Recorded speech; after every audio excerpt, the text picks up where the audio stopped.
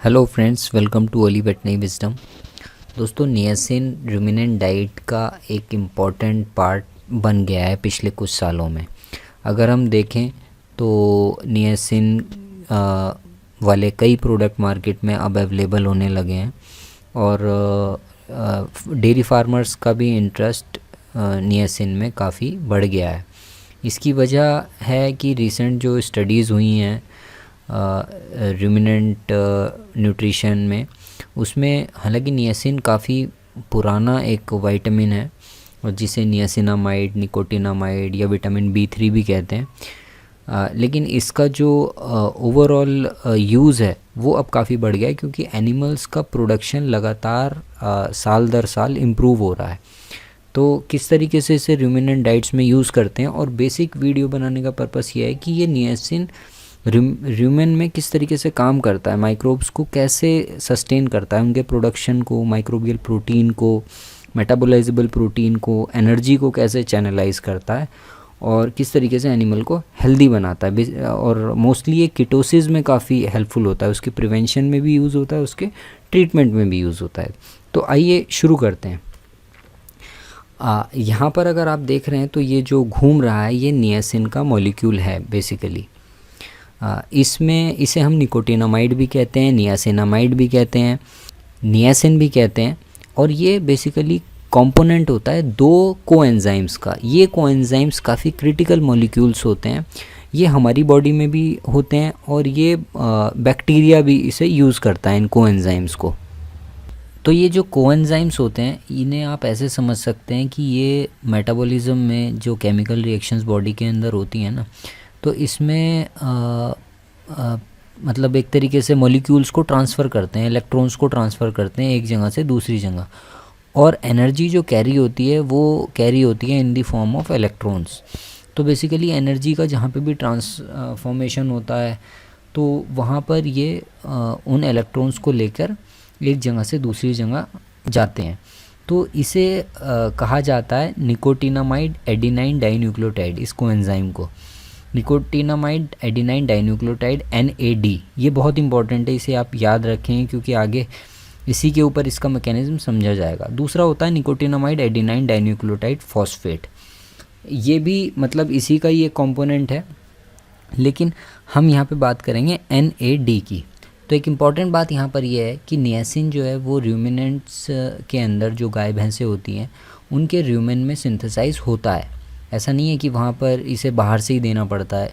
Rumen के bacteria, microbes इसे बनाते हैं या फिर वो एक्सट्रैक्ट करते हैं जो फीड के अंदर नियासिन प्रेजेंट होता है। तो वो जो नियासिन प्रेजेंट होता है फीड के अंदर वो NAD की फॉर्म में ही बेसिकली होता है, और फ्रेश फीड में ज़्यादा होता है। जो हरा चारा होता है, घास वगैरह या मक्के का चारा, उसमें ये या कोई भी हरा चारा जो फ्रेश हो उसमें ये होता है। वैसे फीड में कम होता तो है लेकिन कम होता है।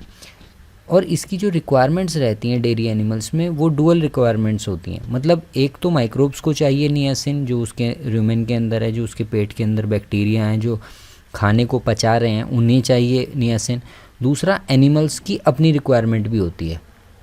तो जैसी रिक्वायरमेंट हमारी होती है ना, जिस चीज़ के लिए हमें चाहिए उसी चीज़ के लिए ये बैक्टीरिया को भी NAD या नियासिन की रिक्वायरमेंट रहती है।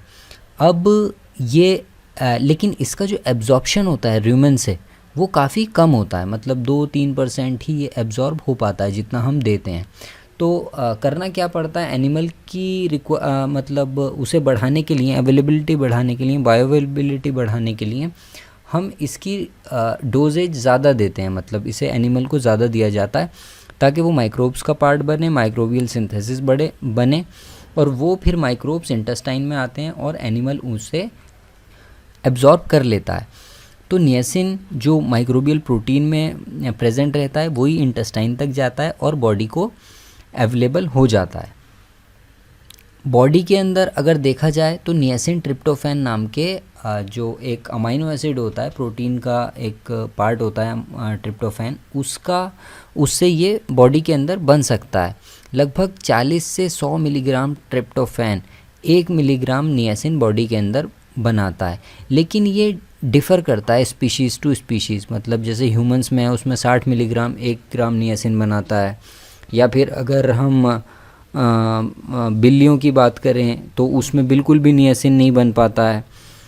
या रूमिनेंट्स की बात करें उनके अंदर भी जो गाय भैंसें होती हैं उनके अंदर भी ट्रिप्टोफैन से नियासिन बॉडी के अंदर बहुत एफिशिएंटली नहीं बनता है। तो इस वजह से रूमिनेंट्स को, गाय भैंसों को नियासिन की एक्सटर्नल रिक्वायरमेंट रहती है। मतलब उनके माइक्रोब्स बनाते हैं उसे, अगर माइक्रोब्स नहीं बनाएंगे या माइक्रोब्स से सिंथेसाइज प्रॉपरली नहीं कर पाएंगे तो रूमिनेंट डेफिशिएंसी शो करते हैं। गाय भैंसों में, भेड़ बकरियों में इसकी डेफिशिएंसी हमें देखने को मिलती है।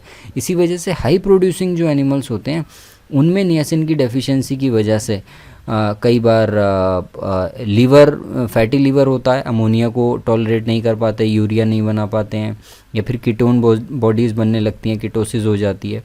तो इस वाली वीडियो में हम नियासिन का रोल ह्यूमन इकोलॉजी में क्या है उसके बारे में हम जानेंगे।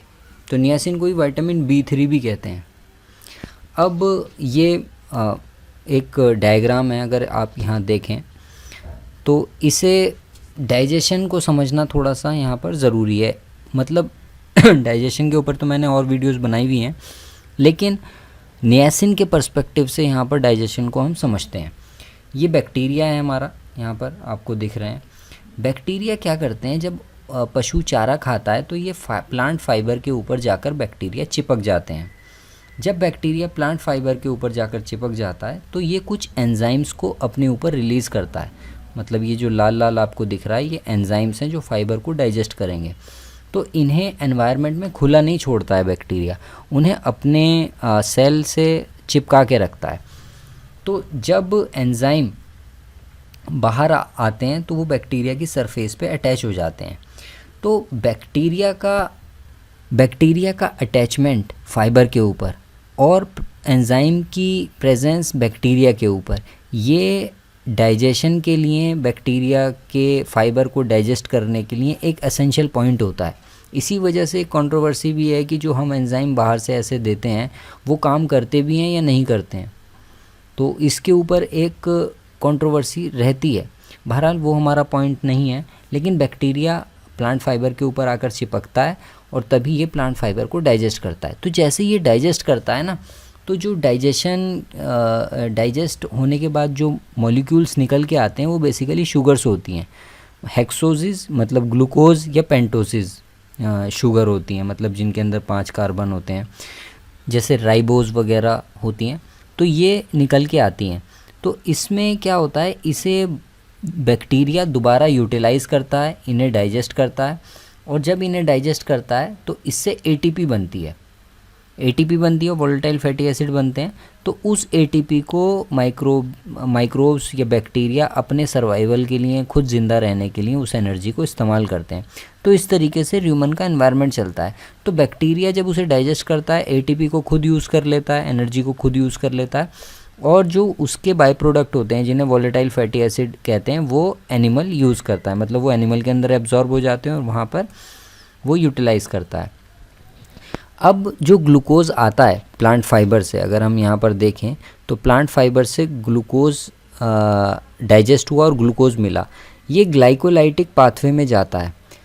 ग्लाइकोलाइटिक पाथवे क्या है, ये ग्लूकोज को तोड़ने का एक पाथवे है जिससे एनर्जी माइक्रोब्स को मिलती है।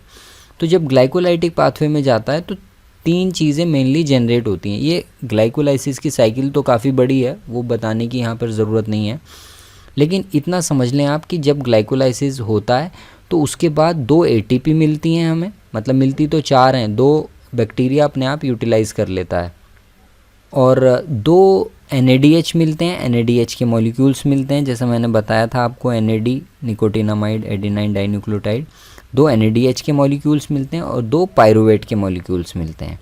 अब इनका फेट क्या है, जो 2 ATP होती हैं उसे तो बैक्टीरिया यूज़ कर लेता है और ATP यूज़ करके ADP जनरेट कर देता है, ADP जनरेट हो जाती है। ठीक है। दूसरा क्या होता है कि जो NADH है ये एक एडिशनल प्रोडक्ट होता है, इसकी बैक्टीरिया को कोई नीड नहीं होती है। मतलब NADH की बैक्टीरिया को नीड नहीं है, लेकिन ये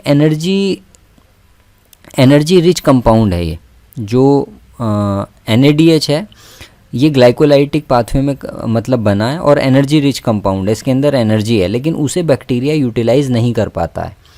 दूसरा बनता है पायरुवेट। पायरुवेट के फिर रिएक्शंस होते हैं और वो वोलेटाइल फैटी एसिड बना लेते हैं। तो वोलेटाइल फैटी एसिड रूमिनेंट मतलब काऊ के अंदर चले जाते हैं, बॉडी में चले जाते हैं, उसकी एनर्जी वगैरह जो भी कुछ होती है वो VFA से बनती है। तो उसे गाय यूटिलाइज कर लेती है, ATP को बैक्टीरिया यूटिलाइज कर लेता है, NADH खाली रह जाता है। अब कहानी जो है वो NADH के इर्द गिर्द घूमती है, क्योंकि ग्लाइकोलाइसिस को कंटिन्यू रखने के लिए ना एक तो ADP चाहिए, ADP से ATP बनेगी, और एक NAD चाहिए, NAD से NADH बनेगा। तो अगर NADH बना रहेगा और NAD अवेलेबल नहीं होगी तो ग्लाइकोलाइसिस रुक जाएगा। यहाँ पर यही बात बताई गई है, क्योंकि ह्यूमन माइक्रोब्स को एनर्जी चाहिए उन्हें सर्वाइव करने के लिए। एनर्जी कहाँ से आती है? फर्मेंटेशन से आती है, ग्लाइकोलाइसिस से आती है। तो बैक्टीरिया ATP को तो यूटिलाइज़ कर लेता है और ADP को जनरेट करता है, लेकिन NADH को यूटिलाइज़ नहीं कर पाता है डायरेक्टली ह्यूमन के अंदर। तो कन्वर्जन NADH का NAD में होना बहुत ज़रूरी है, क्योंकि NAD की कंटिन्यूस सप्लाई चाहिए ग्लाइकोलाइसिस की साइकिल को चलाने के लिए। तो अगर NADH बन गया और NAD मतलब एक तरीके से वहाँ पे जाके ब्लॉक हो गया और NAD अवेलेबल नहीं होगा तो ग्लाइकोलाइसिस रुक जाएगा। आप बस ये बात आप समझ लीजिए। तो NADH need to give its electron to some electron sink. NADH को NAD में कन्वर्ट होने के लिए अपने इलेक्ट्रॉन कहीं देने पड़ते हैं, मतलब ऐसे हवा में नहीं छोड़े जा सकते हैं। कोई एक्सेप्टर उन इलेक्ट्रॉन्स का होता है तो उसे इलेक्ट्रॉन सिंक कहा जाता है। अदरवाइज़ क्या होगा, अगर इलेक्ट्रॉन सिंक अवेलेबल नहीं होगा तो पूरा प्रोसेस जो है वो कम टू अ हाल्ट, वो रुक जाएगा जो अंदर फर्मेंटेशन हो रही है। तो फर्मेंटेटिव डाइजेशन में क्या होता है कि जो पायरुवेट होता है ना, वो बेसिकली इलेक्ट्रॉन सिंक का काम करता है। जो NADH के इलेक्ट्रॉन्स हैं वो पायरुवेट अपने अंदर मतलब पायरुवेट के साथ जाकर रिएक्ट कर जाते हैं, या पायरुवेट इलेक्ट्रॉन सिंक का काम उसमें करता है और यहाँ से NAD अवेलेबल हो जाती है। ठीक है, और वो क्या करते हैं, तो जब वो रिड्यूस होता है ना तो NAD अवेलेबल हो जाती है, मतलब ग्लाइकोलाइसिस के लिए, तो उसे बैक्टीरिया यूज़ करता रहता है। दूसरा क्या होता है, दूसरा इलेक्ट्रॉन सिंक होता है कार्बन डाइऑक्साइड। अगर पायरुवेट इतना नहीं है अवेलेबल और NADH ज़्यादा बन रहा है तो दूसरा सिंक क्या होता है, कार्बन डाइऑक्साइड। कार्बन डाइऑक्साइड जब इलेक्ट्रॉन को एक्सेप्ट करती है तो मीथेन बनती है। तो यहाँ बेसिकली एनर्जी वेस्ट होती है। पायरुवेट में अगर जाएगा इलेक्ट्रॉन तो वहाँ पर तो VFA बनाएगा, पशु उसे यूटिलाइज़ कर लेगा, उसे इस्तेमाल कर लेगा, लेकिन यहाँ पर मीथेन बनती है और मीथेन बाहर निकल जाती है, तो वेस्ट गैस होती है बेसिकली ये। इसके बाद आता है हमारा NADH, अपने आप ही NAD में कन्वर्ट हो जाता है, जिसे फिर NAD मतलब अगर जब ये इलेक्ट्रॉन्स इन्हें दे देता है CO2 को और पायरुवेट को, तो वो NAD में कन्वर्ट हो जाता है। NAD माइक्रोब्स यूटिलाइज़ कर लेते हैं और फिर दोबारा से ATP बनाने लगते हैं और उनके सर्वाइवल होता रहता है, मतलब उन्हें एनर्जी मिलती रहती है। लेकिन कार्बन डाइऑक्साइड को तो जैसा मैंने बताया कि कार्बन डाइऑक्साइड रिड्यूस होकर मीथेन बना लेती है, जो इलेक्ट्रॉन्स होते हैं NADH से उन्हें एक्सेप्ट करके, और NAD को रीजनरेट करती है। यहाँ पे आप देख सकते हैं कि ग्लूकोज होता है, 2 ATP के मॉलिक्यूल्स होते हैं, 2 NAD के मॉलिक्यूल्स होते हैं।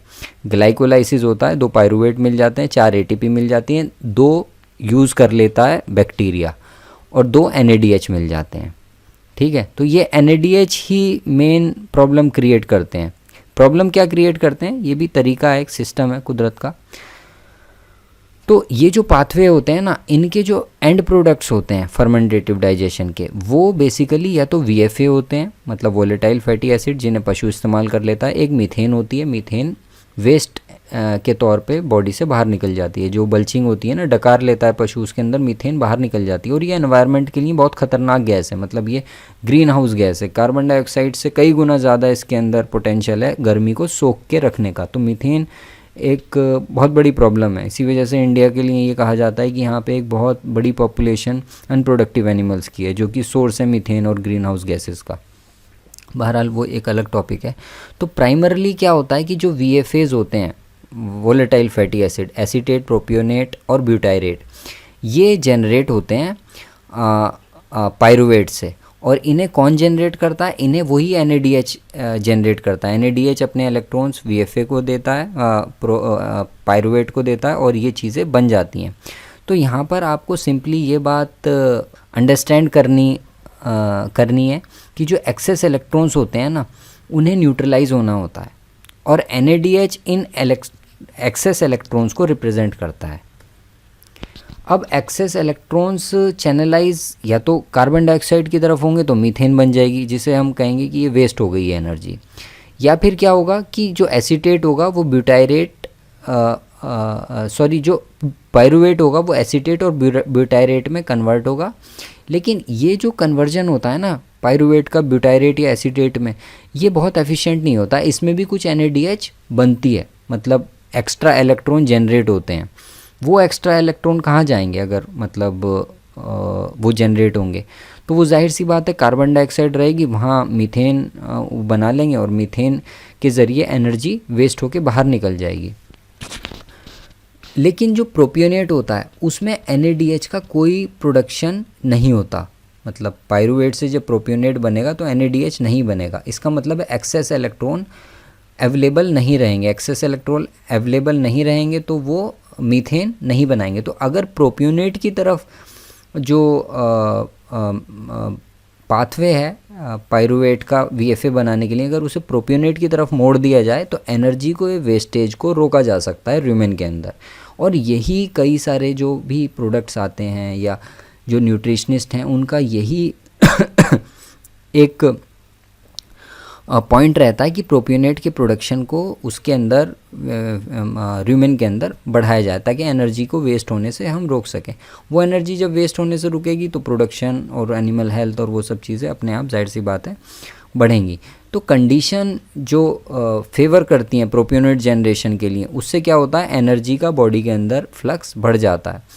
इनफैक्ट जो दूधधारा हमारा प्रोडक्ट है, जो मैंने दूधधारा जो डिज़ाइन किया है, उसका प्रिंसिपल भी यही है कि हम एनर्जी को उधर मीथेन की तरफ ना ले जाके हम प्रोपियोनेट की तरफ डाइवर्ट करते हैं। प्रोपियोनेट सीधा जाके लीवर के अंदर ग्लूकोज बनाता है, ग्लूकोज से लैक्टोज बनती है, उससे दूध बनता है, और बाकी भी ग्लूकोज फिर बॉडी हेल्थ में यूज़ होती है।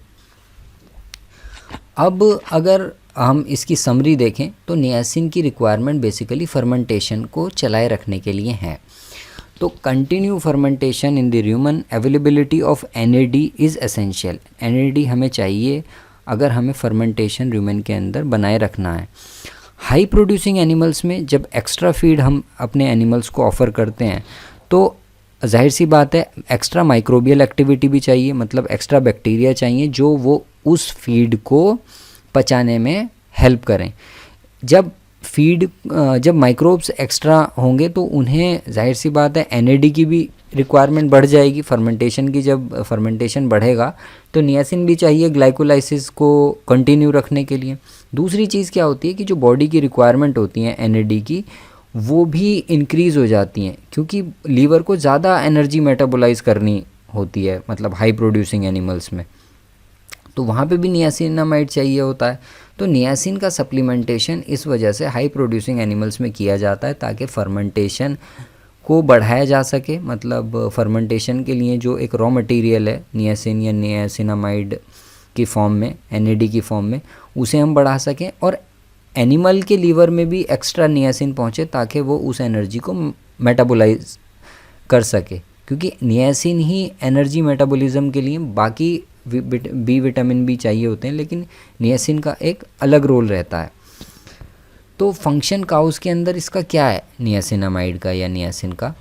इसका एक यूनिक फंक्शन है, जैसा मैंने बताया, प्रोटीन और एनर्जी मेटाबॉलिज्म में। इसके साथ साथ लीवर के अंदर हमारे पेट से अमोनिया हमारे लीवर में नहीं जाती है, कुत्ते बिल्ली में भी ऐसा ही होता है। लेकिन रूमिनेंट्स में क्या होता है, गाय भैंस भेड़ बकरियों में क्या होता है कि अमोनिया ट्रैवल करती है र्यूमेन से लीवर की तरफ, वहाँ पर उस अमोनिया को डिटॉक्सिफाई होना होता है यूरिया के अंदर। अगर नियासिन अवेलेबल नहीं होगा तो ये यूरिया का जो अमोनिया का कन्वर्जन है यूरिया में, ये डिले हो जाता है। और अमोनिया क्या है, टॉक्सिक गैस होती है, टॉक्सिसिटी करती है। इसके साथ साथ जो कीटोन बॉडीज़ होती हैं कीटोसिस में, उन्हें भी मेटाबोलाइज करने के लिए, उन्हें कम करने के लिए नियासिन की रिक्वायरमेंट रहती है। और कीटोसिस एक आम, चाहे सब क्लिनिकल कीटोसिस हो या क्लिनिकल कीटोसिस हो, ये हाई प्रोड्यूसिंग एनिमल में एक आम बीमारी बन गई है। इसी वजह से क्या है कि नियासिन ये काम कैसे करता है, प्रोपियोनेट का प्रोडक्शन इंक्रीज़ करता है और माइक्रोबियल प्रोटीन सिंथेसिस को इंक्रीज़ करके फिर एनिमल के प्रोडक्शन को बढ़ाता है। बहुत ज़्यादा नहीं बढ़ाता है, लेकिन एनिमल की हेल्थ के ऊपर इसका बहुत स्ट्रॉन्ग इम्पैक्ट पड़ता है। तो फंक्शन जो है, प्राइमरी इंटरेस्ट जो है लैक्टेटिंग डेयरी काउज़ में, वो ये है कि नियासिन फैटी एसिड का जो ऑक्सीडेशन होता है अर्ली लैक्टेशन में, बेसिकली जब कीटोसिस होने का टाइम होता है, और ग्लूकोज सिंथेसिस को बढ़ाता है। इस वजह से इसके प्रिवेंटिव मतलब रोल भी हैं नियासिन के, और ये ट्रीटमेंट के लिए भी, कीटोसिस के ट्रीटमेंट के लिए भी इसे यूज़ किया जाता है। अब इसकी डोज़ देख लेते हैं। डोज़ लगभग इसकी 2.5 से 5 मिलीग्राम पर लीटर ऑफ मिल्क के हिसाब से इसे दिया जाता है। काफ के अंदर 2.6 मिलीग्राम पर केजी बॉडी वेट के हिसाब से दिया जाता है। लेकिन अगर आपको कीटोसिस के लिए इसे यूज़ करना है हाई प्रोड्यूसिंग एनिमल्स में, तो लगभग 3 से 5 ग्राम की डोज़ इसे हम देते हैं। और ट्रीटमेंट कीटोसिस का अगर करना है, अगर प्रिवेंशन है, तो 3 से 5 ग्राम तक दिया जाता है, और ट्रीटमेंट के लिए हम 6 से 10 ग्राम पर डे के हिसाब से इसे यूज़ करते हैं along with the glucogenic precursors. Goat kids में, लैम्स में, बकरियों में इसको 50 ग्राम पर टन फीड के हिसाब से मिलाया जाता है। तो इस तरीके से नियासिन हमारे एनिमल के प्रोडक्शन में मतलब को बढ़ाता है, उसे हेल्दी बनाता है एनिमल को। तो ये उसकी रिक्वायरमेंट रहती है। तो नियासिन वैसे तो प्रोडक्ट्स में मिलता है। अगर आपको प्योर नियासिन चाहिए तो वो आप हमारे पास भी अवेलेबल है, हम प्रोवाइड करा सकते हैं कम क्वांटिटी में भी। और बाकी कंसल्टेशन वगैरह के लिए अगर आपको रिक्वायरमेंट है तो आप इस नंबर पर व्हाट्सएप कर सकते हैं, ईमेल आईडी पर भी मेल कर सकते हैं। Thank you for watching this video.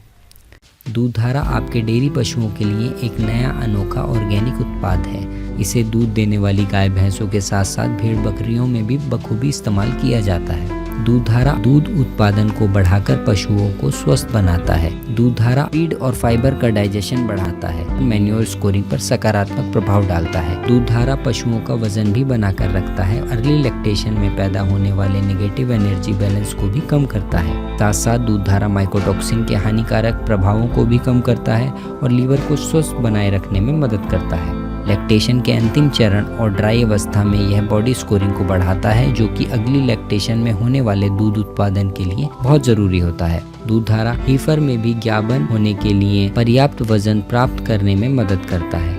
जब आप अपने पशुओं को दूधधारा देना शुरू करते हैं तब यह र्यूमन में फाइबर पचाने वाले जीवाणुओं की कार्यकुशलता को बढ़ाता है। दूधधारा र्यूमन में रिडक्शन पोटेंशियल को बढ़ाकर र्यूमन में रहने वाले एनेरोब बैक्टीरिया की गतिविधियों को भी बढ़ा देता है, जिससे शरीर के अंदर प्रोटीन और ऊर्जा का प्रवाह बढ़ जाता है। और यह सब उसी फीड में होता है जो उस पशु को पहले से दिया जा रहा है। इसी वजह से दूधधारा दूध का उत्पादन बढ़ाता है, फैट और एसएनएफ की मात्रा को भी बढ़ाता है, अफारे को कम करता है, फीड के इनटेक और एफिशिएंसी को बढ़ा देता है। इस्तेमाल करने में यह काफ़ी आसान है और इसकी डोज भी बहुत कम है। गाय भैंसों, हीफर, भेड़ बकरियों में यह चारे के ऊपर छिड़क कर या सीधे पशु के मुंह में भी खिलाया जा सकता है। गाय और भैंसों में प्रत्येक पशु 10 से 15 ग्राम प्रतिदिन देना चाहिए और भेड़ बकरियों में 2 से 3 ग्राम काफ़ी रहता है। अगर आप दूधधारा को फीड में इस्तेमाल करना चाहते हैं तो 200 से 250 ग्राम प्रति क्विंटल फीड में गाय भैंसों के लिए और 100 से 150 ग्राम प्रति क्विंटल फीड भेड़ और बकरियों के लिए दे सकते हैं। और आखिर में एक बात और कि दूधधारा सभी तरीके के पशुओं में, यहाँ तक कि गाभन पशुओं में भी बिल्कुल सेफ है और इसे किसी भी पशुओं को कभी भी दिया जा सकता है।